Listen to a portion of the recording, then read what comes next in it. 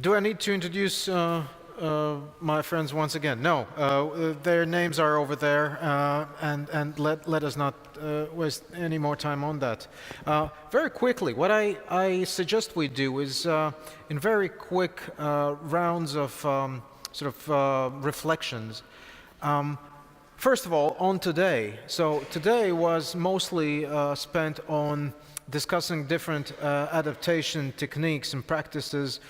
Well, we saw the assessments the environment ministries are making on what should state policies do, but also I think a very relevant discussion about city planning, what happens to farmlands, agricultural practices, forests, a lot of areas getting involved. So what would you say is your reflections, takeaways on that, Ginette, on adaptation? What stands out as something that hey, this is interesting? I think it's very important to share these best practices and on different levels, on state, national level, municipal level, industries and companies.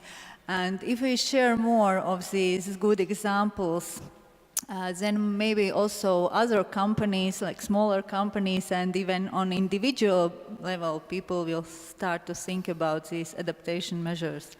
Because if mitigation is maybe more arguable, can we do something about it, then adaptation is definitely necessary, because climate change happens and we can't stop it. Right. I think so. Ginette, I agree with you wholeheartedly in this, because, if we would hear from sectors we know really nothing about, right? But then, hey, yeah, they have discovered, a niche or a special practice that they use, and you immediately start thinking, hey, in my own, everyday life or my own sector, yeah, I could, figure something out as well, and so create this bottom-up sort of attitude towards tackling. So once again, I think I agree with that entirely, and kudos to the organizers for bringing together such a diverse group of people to discuss this. But what I didn't hear, and I think that we should start about it, is this huge climate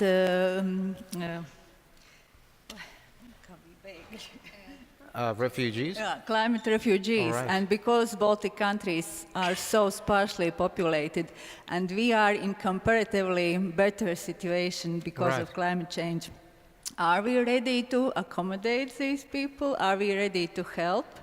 And we should think about these policies. Yeah, I promise you that is would take another conference, because I agree that is an important aspect in all of this, but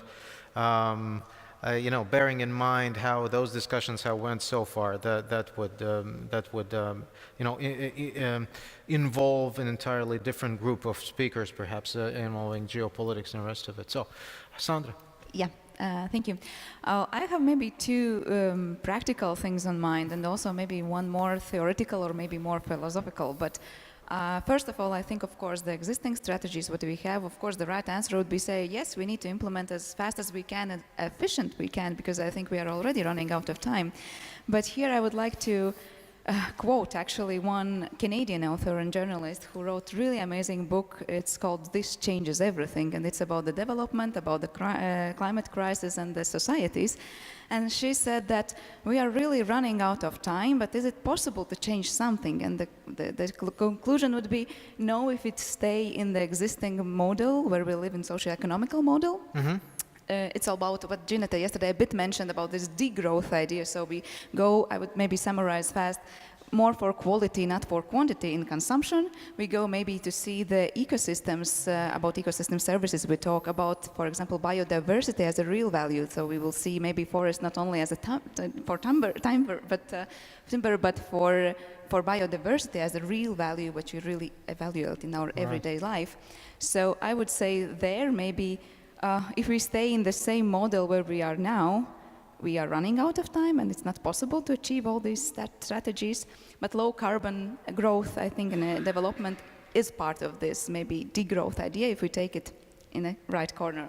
So about the practical things, I would say maybe my conclusion would be knowing that we will have floods and heavy rainfalls quite a lot in the future, about the drainage systems, what we have in the cities, and also when we talk about the countryside, about the agricultural lands.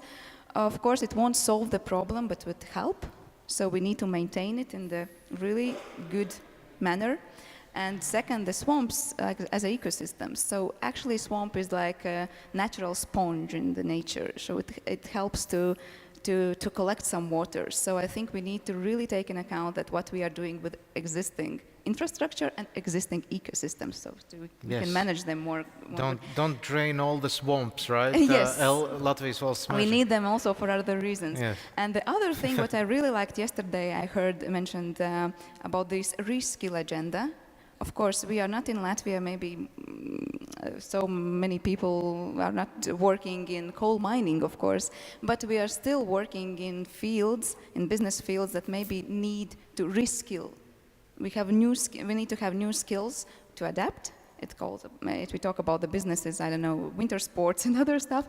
And it was very interesting actually when this Friday all around the world, it was a hackathon. It's called Climathon as well this year. And in Latvia, so in 24 hours, people were searching new solutions for adapting climate change.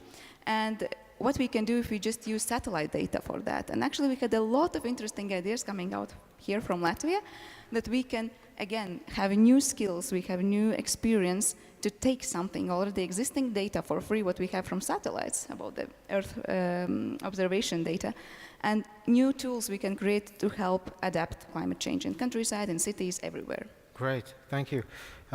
Maris, your reflections on the whole discussion about adaptation practice.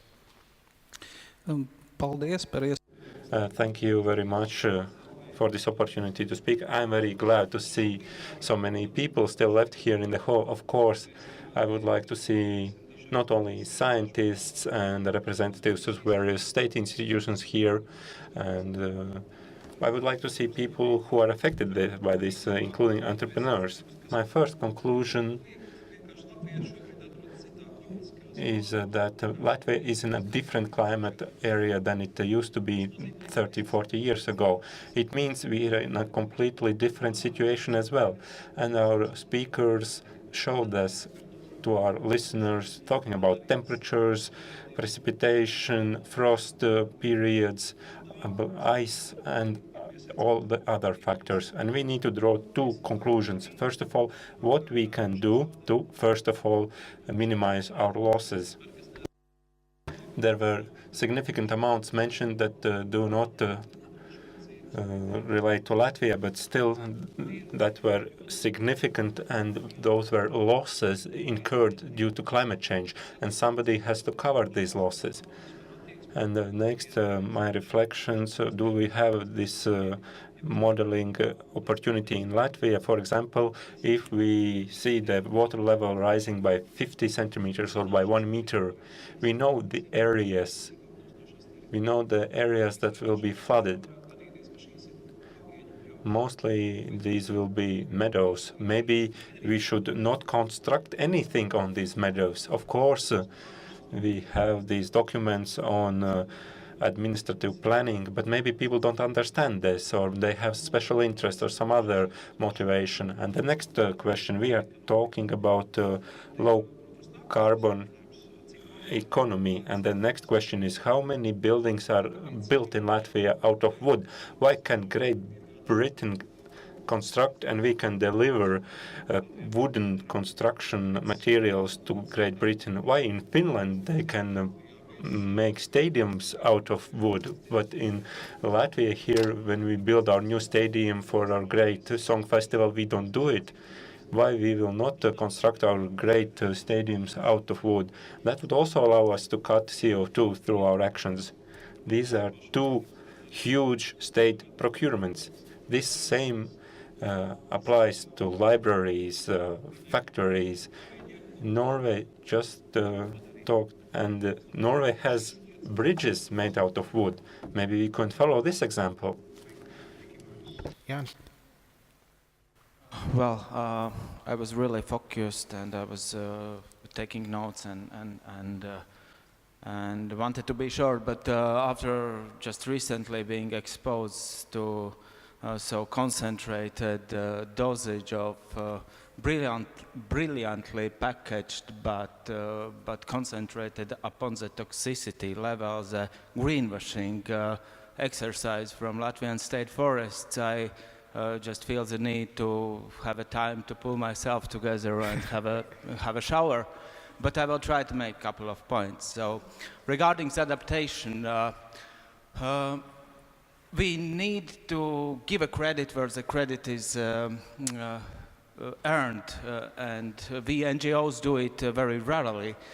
But I think one thing, if you need to adapt to something, it's better to know to what to adapt to. Otherwise, instead of adaptation, it could be a shock. So that's why, before talking to the specificities of sectors of municipalities, agriculture, tourism, and so on, we really need to have to pull together all the policies, all the country-specific research, and so on. And that's the current process what is Ministry of Environment underdoing. And that's a huge milestone of huge importance. As an environmentalist, I, of course, would love that process to be tackled already 10 years ago. But nevertheless, it's a biggest, I think, takeaway from this conference for me personally, that we are very close to checking this task off the list for at least next period, and that's huge importance, because then we must, by working together, all stakeholders, not to allow these strategies to be put in some shelves. So. The second point, it's just when looking at risks and sector-specific risk evaluation or risk opportunities evaluation, people's minds have coping mechanisms. And when we see like 65 risks and 2 opportunities, like an example, increased summer days or potential of increased crop yields, and especially when we see our climatic zone and that we won't be the first lines, we have a temptation of falling into sense of that we are safe, that we will be spared, and that came up in the panel before. And that's delusional if we really think that we will sit on our beaches with our newly endemic palm tree species and will have to do nothing else than to check our profits from increased crop yields, and none of the chain reaction of climate change elsewhere in the globe will impact us. So that's good news are important, but we must be careful about that as well. And I think Ginetta tried to bring up the climate refugees issue. So there is no linearities in the climate models. So that's just a warning. All right. Good. So what happens to our poll? Let us see. Can you put it up on the screen, please? So the question is, to allow us to conclude. So we posed the question, what should be the main trigger for Baltic countries' low carbon and climate resilient development? What should drive that development? Whoa. So 30 plus people have voted. We have 4 choices. It's either knowledge and awareness and willingness to change on a more philosophical, societal level.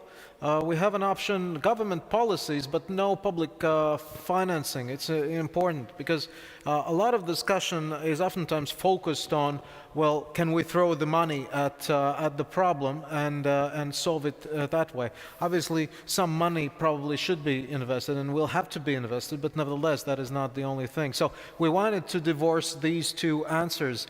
So and public financing is separately as the answer B.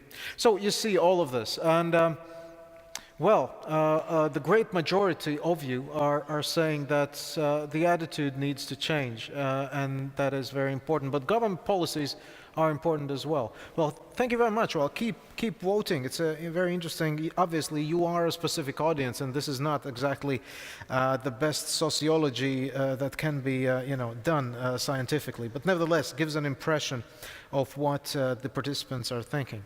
So let us then conclude this. I'm wondering how to put this to you to sort of distill the essence, and you have already tried to do that in your remarks so far, so if you don't have anything to add, that's fine.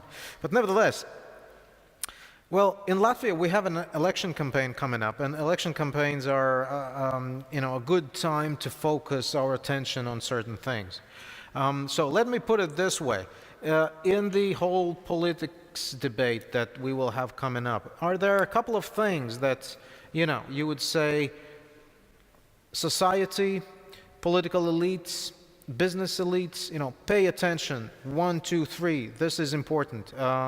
Can we distill a couple of those points? I would, I'm not answering my own question very well here, but I will just give you an example of what is my takeaway from all of this.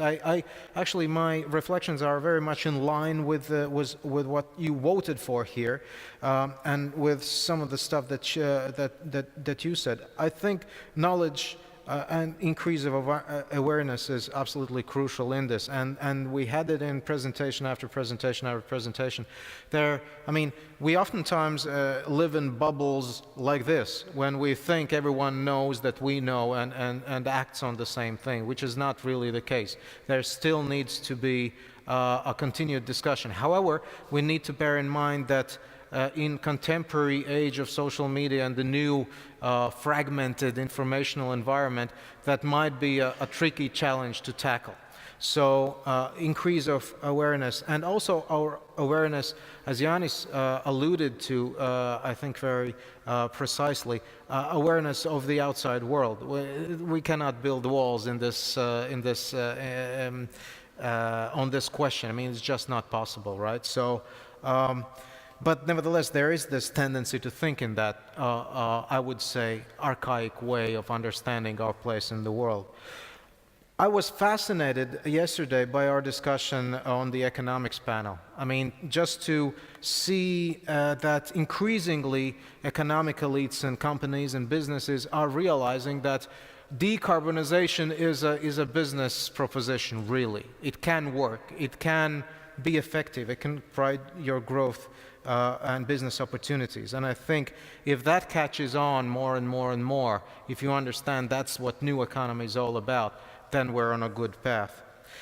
And the third thing, I was trying to be provocative in a couple of places and try to juxtapose and compare the performance of the 3 Baltic states, and it never really worked out. So usually the answer, as you might have noticed, the question on which Baltic state has performed best, the answer would usually be Denmark, right? So maybe that is something of an objective for all of us as well. Maybe we can be, in a good time as well, pioneers in something, and this would be an area on which to work for. So that is more or less my assessment from what sort of remained with me after this. Can you sum it up once again, maybe some bullet points, something like that to take away? You want to jump first? It's quite hard to say because you said already in so many words, so many important things. First of all, about this maybe questionnaire as well, I think the biggest mistake is that we usually look on these awareness things, government things, and financing like 3 separate sections, because I think, of course, awareness is on top of it because it includes every actually part of these other aspects. But the climate change and climate problems are so complex as the society as well. So we can't just say one awareness and one knowledge will solve the problem. Of course, no, but we need to keep in mind that also government, when there are people who make decisions, they are as well just society members, they are as well people, and we need to think of their awareness and knowledge. What you mentioned about this maybe success stories or the failures of Baltic states, I think our advantage is that in general, comparing to other countries, maybe we are very connected to nature in general in our mentality. Just our big failure to my mind is that we sometimes live in our really own bubble or isolation or dream about us as a part of nature, and we see ourselves very disconnected from the rest of the world. And we really see ourselves disconnected from the problems that we have in our own nature. And sometimes when we say that we love nature and we are connected to it, I really doubt we really know what we're talking about. All right. Who wants to chip in? Maris? Or yeah? Anyone? I wanted to leave you last, give you the final word. I think that it's a time, there's lots of work for scientists. I think it's not a fairy tale time, and I hope that policymakers will listen to practitioners and scientists, and they will be able to establish and formulate a normal state policy. Of course, politicians are being elected by people, and if there's something we can do, for example, last year there was light on the top floor, so it's very good. Someone went up and said, just switch off the light. So I think it's a good thing. Yeah, so probably rather than to-do list, it would be tips and tricks, or probably some reflections, 4 of them I have after these 2 days. Firstly, now when we are facing the emerging climate policies, we are usually sitting at the table or in the political debate or in pre-election campaign or after-election reality, we are seeing and calculating in environmental protection the costs of action. Yeah.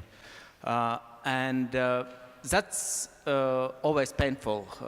And that's in the climate field, and I think even broader, one thing that we must introduce and apply very, very broadly and communicate broadly is, especially for climate initiatives, is costs of inaction.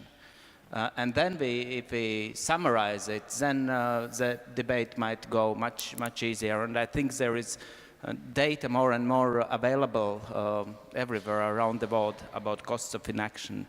Then from yesterday, we've seen that when we will pass beyond the 2020 and we will focus on targets to 2030, 2050, then the easy times for most problematic sectors will be over. I told it, made remark on that also yesterday. And it won't be any more like easy measures. So it won't be that we will solve for next 30 years, or we will put the checkbox that we installed 50 electric cars charging stations around Latvia. So that's what sector can do. Those sectors will need to transform, actually. And that's one thing which is really hard for Latvia to open the sectors to the thinking of transformation. Because without it, first of all, we cannot do anything for targets that we will have to have for year 2050. And secondly, we are keeping the sectors away from thinking of innovation, like thinking in innovation base, because there's many wonderful innovations that we've seen. The best case is also here. Thirdly, hearing the scientific and European institution presentations on the scientific status quo and other things, we need more and more country-specific, municipality-specific, sector-specific research that talks the data, that talks the facts of Latvia. So we are in the process of having those more and more, but it's still lacking. And as an environmentalist who speaks with common people, I so much need still to use those global average data or global average numbers. And we've seen from yesterday's presentation from Lithuania for agriculture, for soil issues, we've seen how those differ very much, and these small things can make a huge difference. So that's, and the last point, I was really surprised because this is from the program. It's technical conference, but I was really surprised that from the first session, from opening speeches of the ministers of Baltic states, the awareness issue came up, and so yeah. And we've seen the graphs about level of awareness and level of attitude. So this is important. And to picture how important it might be for us in coming years, the awareness issue is, I see your tense look of the time pressure, but I have to formulate myself. In example, if this conference would be with UK auditory or Swedish auditory or in somewhere in Western Europe, Bonn, Berlin or Hague, awareness issue would not came up. Yeah. Instead of awareness issue, we would talk about behavioral change of the change of consumption patterns. And this difference is a picture of how huge the gap in reality we have from those countries. That's it. Thank you very much. It's good. So you have the unenviable opportunity to offer the final words on this. The responsibility. Yes. One thing what I would like to encourage all ministries and companies and industries to find common language about these things which we speak, like sustainable development, low carbon development, circular economy. Actually, these all are very, very interconnected, and actually why we are doing all this is just to think about our next generations, about our children and grandchildren. And therefore, I think in each day, everyday decisions which we make, we should think about our children and grandchildren. And then all these things like low carbon development and sustainability and circular economy, this will come up. Right. I think that sums it up, perfectly. Right. So just to conclude this, a really heartfelt thanks to the organizers. I think we all agree. I mean, it was a huge amount of work that you did, bringing those people together and providing an opportunity to discuss this. Obviously, we are in a bubble in a certain way, but nevertheless, exchange of best practices and scientific data and perspectives from across the region, European level, national level, regional level, subnational level, very important. Involved a lot of work. I know that you did very well. And obviously a very important stage in all of our countries, because decisions will need to be taken on reduction targets for the next period. So that is going to be a topical debate for our societies as well. And I would like to conclude also by informing you that obviously organizing a conference like this does have some carbon footprint, right? But on behalf of all of you, a tree has been planted. So we have offset our carbon footprint by organizers have planted trees for all of us. So that does make me feel much better. And we have switched off the lights as well, as was mentioned already. Well, thank you very much. This concludes this, and we'll meet perhaps on other occasions for equally fruitful debates. Thank you very much. Oh, yes.